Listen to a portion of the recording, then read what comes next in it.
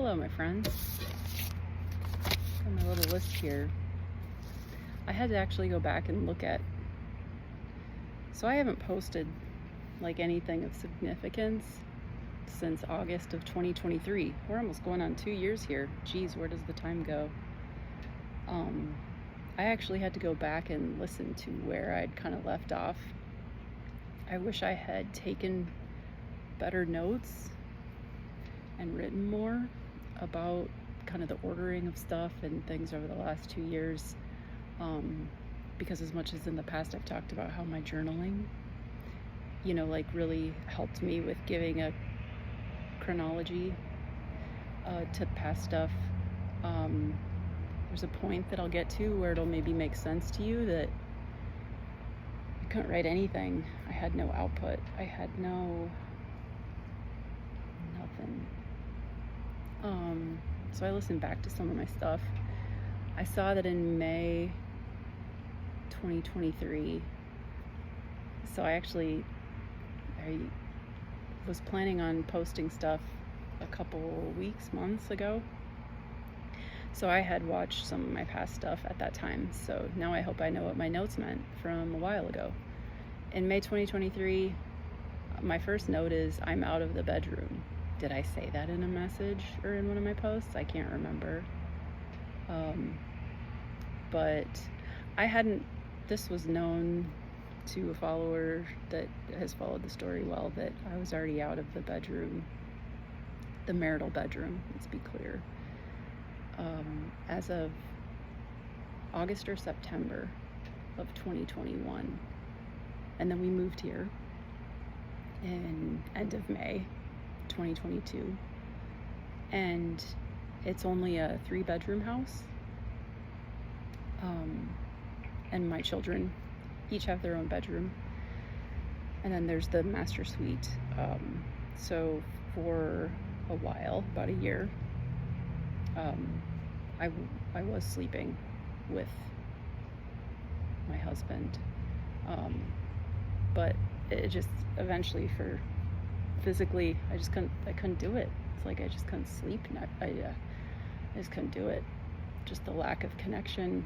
It just felt like lying to my body, like I was complicit by choosing to sleep next to him. And it was a nice bed and a nice room, so I mean, it kind of wasn't by choice, if you know what I mean. But my body, body keeps the score, I couldn't lie. So anyway, that's my stuck on the first bullet. 2 minutes, 3 minutes already in. Geez. It's probably why it's better for me to do this on YouTube instead of TikTok.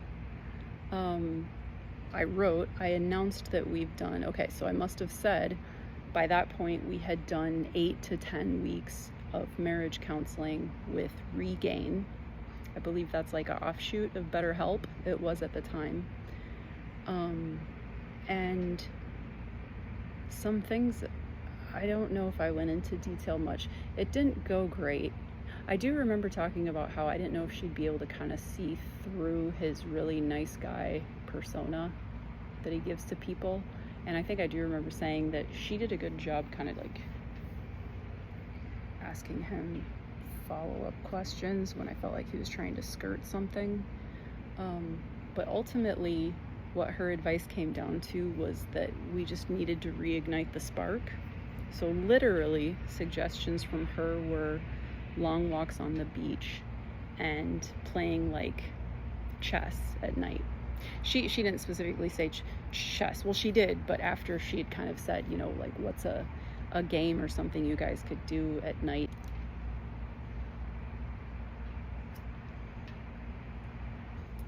I had to cut something out. You probably know what it is already. You're all so intuitive.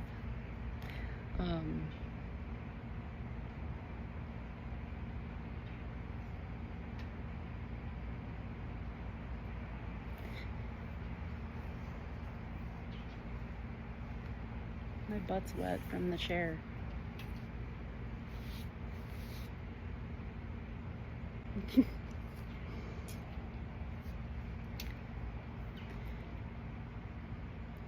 So she'd said something, about what can you do in the evenings to reconnect, and he'd said something like, we like playing chess.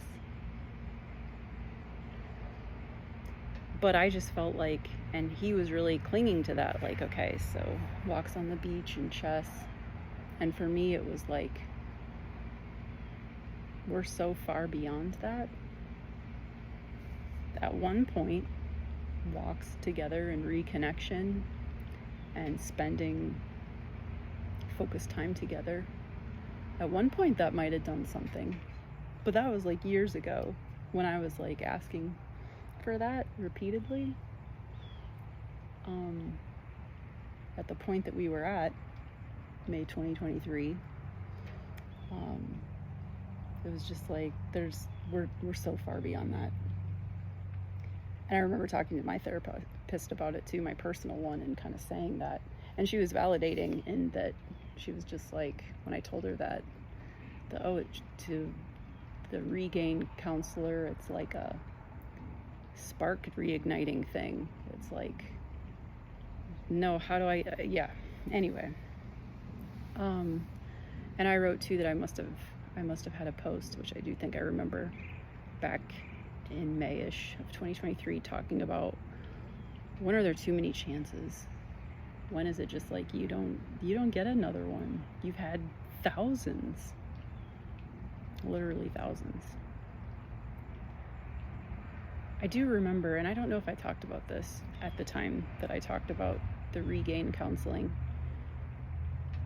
There's probably a lot from it that I'm not going to remember, but one thing that's always stuck out is that she had asked me what I saw in Matt that I liked about him. And I had said, I'm sure. I know I said something like this as far as I'm sure. I don't know what quote is what I mean by I'm sure. I'm sure I said something along the lines of that he's funny and smart and fun to be around, and his response for me when asked the same question had been that I was agreeable, that I knew how to bake and cook. He said very like people-pleasing, codependent things, and he wrapped it up with me being a good Midwest girl. And for some reason, that answer for me was just like,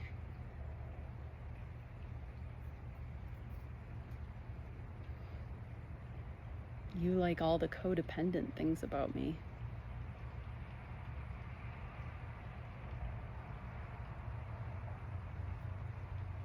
And that's why you're so mad about how I'm changing post-therapy, because I'm working on becoming no longer codependent.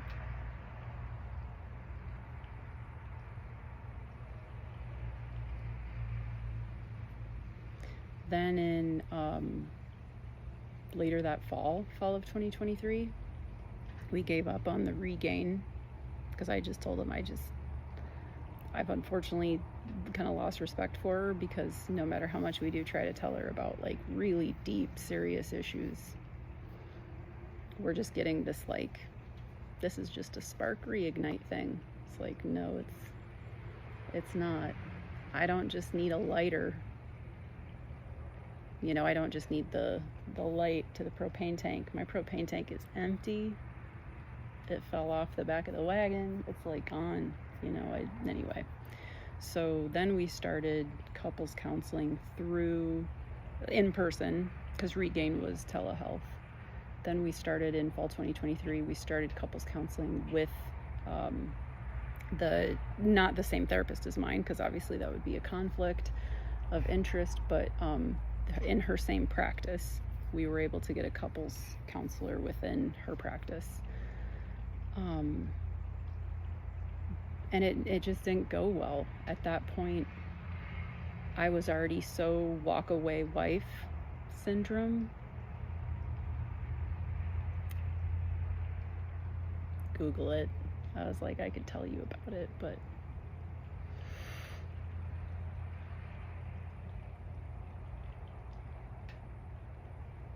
Oh yeah, I wrote down something that he had said. Again, I'm sure there was so much that I've forgotten. I barely even think about it, but I wrote down one of the things that I do remember that had just been like a gasp moment for me. I had been talking about how when I do come to him with something that is heavy on my heart, or just that I need to discuss, that it feels like he just instantly, well, what about when you? Well, it always just would turn around on me. And over the years, I had just stopped bringing anything to him because I just knew it was gonna, I didn't know what the names were for it at the time. I didn't know that was toxic. I didn't know that was manipulative. I didn't know that was shitty.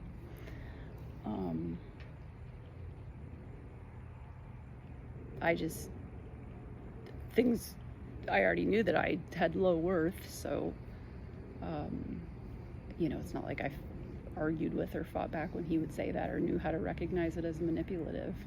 But I just knew that, I did know at the end of the day, though, that I was never heard because it would get flipped around on me. So I brought that up in the couples counseling in the fall of 2023, and he said, in regards to that, he said, because she was, the couples therapist was telling him that the time for you to bring up issues with Bethany is not when she's bringing up something with you. It can be any other time, any other day, time, even like an hour after what she talked about. The one time it can't be is when she's bringing something to you. And he had said, well, I save things that are, I wrote, irking me. I don't doubt that was his words, but I save things that are bothering me so that when she does confront me about something, I can counterattack. And it was quite a thing to hear that, because I had thought that once I did learn that his behavior doing that was toxic and manipulative, I had kind of, in my own personal therapy, once I had learned that, I had started to kind of still give him the excuse of, I bet he's just doing that as a learned behavior, or without even realizing it, or just automatically. And so to hear him, for some reason, him admitting to knowing that he was doing it, to it being something that he was literally like doing on purpose. I save things so that I can counterattack. I don't know. That just was a big moment for me. Like, who are you even? Like, yeah. And then there's an August 2023 post I did. That's, like I said, I think that's the last one that I did, where I talked about how he had started ketamine therapy and it changed things. He suddenly had energy, wasn't depressed. I do think I said I was still skeptical.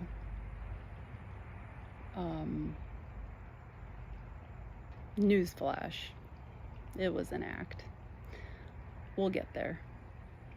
In that August 2023 post, I wrote that I said I hadn't started EMDR yet. So I must have said that. I don't remember saying it, but I must have said I hadn't started EMDR yet. I was reluctant to do so. Actually, I think I do remember talking about how I thought that's more for like people who have real trauma, like real significant, war and rape and violence, and mine aren't like that. Why would EMDR work for me? So I dragged my feet on EMDR for a while. I eventually did it.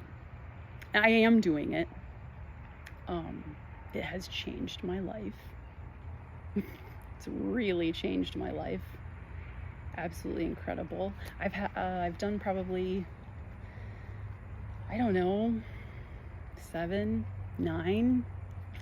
I could ask my therapist. I still have my therapist. Sessions. It has changed my life. Okay, this is already over 15 minutes, which is why I'm thinking about switching to a YouTube platform. I know that the algorithm on TikTok is helpful for me. I might not find as many viewers this way. You may not follow me from TikTok over here, but another reason, in addition to my long format of talking, and if you listen this long, thank you. Another reason is, I think when in December of just 2024 here, when I'd kind of done that cryptic, well, I didn't mean for it to be cryptic, honestly. I really thought I was coming back. But when I had posted that whole I'm coming back, a bunch of commenters had said, if TikTok is banned, where are you going? And I was like, TikTok ban? What are you talking about?